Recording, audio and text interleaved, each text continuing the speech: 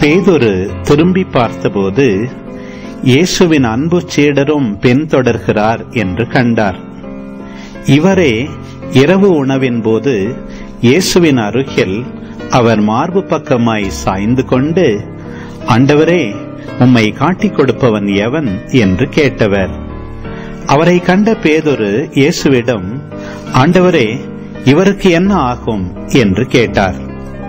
இயேசு அவரிடம், நான் வரும் வரை இவன் இருக்க வேண்டும் என நான் விரும்பினால் உனக்கு என்ன?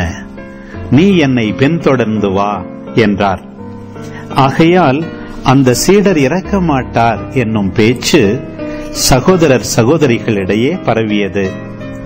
ஆனால் இவர் இறக்க மாட்டார் என இயேசு கூறவில்லை.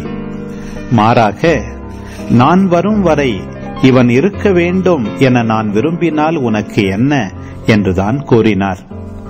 இந்த சீடரே இவற்றிற்கு சாட்சி. இவரே இவற்றை எழுதி வைத்தவர்.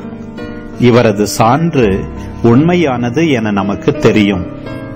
இயேசு செய்தவை வேறு பலவும் உண்டு.